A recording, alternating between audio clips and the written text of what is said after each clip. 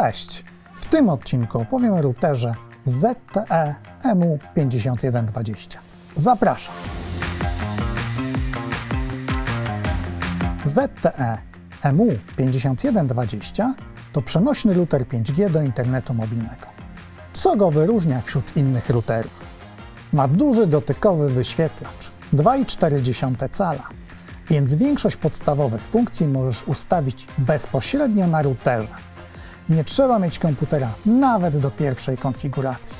Jest też wyjątkowo pojemny akumulator, aż 10 000 mAh, więc może działać bardzo długo bez konieczności podłączania go do prądu.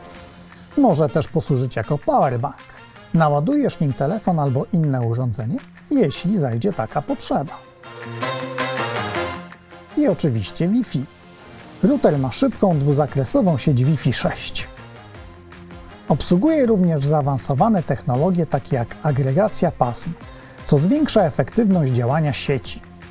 Z lewej strony znajduje się gniazdo USB-C. Służy przede wszystkim do ładowania. Jeśli chcesz, możesz do tego gniazda podłączyć przejściówkę z USB-C na Ethernet. Wtedy będzie można podłączyć kablem sieciowym, np. laptopa. Obok, pod zaślepką, jest slot na kartę SIM i przycisk Reset. Włącznik znajduje się z prawej strony. Na dole jest gniazdo USB-A do ładowania innych urządzeń, o czym wspomniałem na początku. Router ma NFC, więc jeśli masz smartfona z Androidem, to wystarczy, że zbliżysz go do routera, a smartfon połączy się z nim automatycznie, bez wpisywania haseł. A jak skonfigurować ten router do połączenia z internetem? Już pokazuję. Najpierw włóż kartę SIM. W taki oto sposób.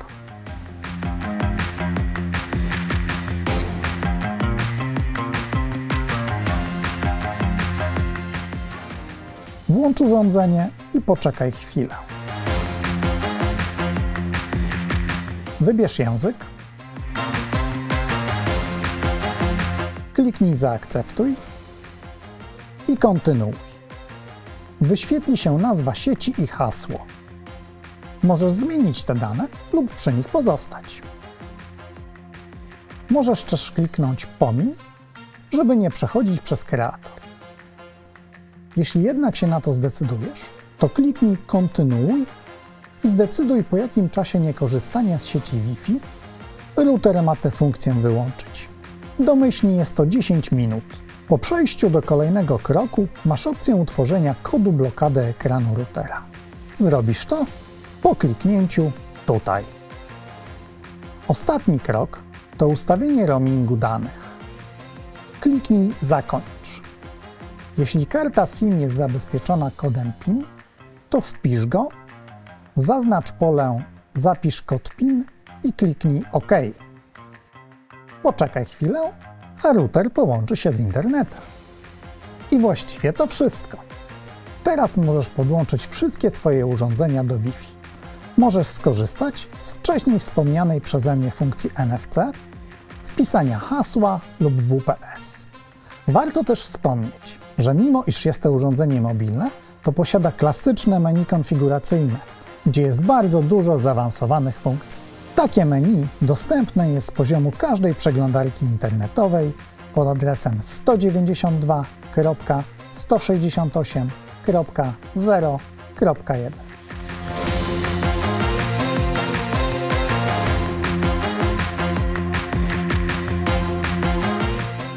I w tym odcinku to wszystko. Jeśli masz pytanie, zadaj je na forum Nasz Orange.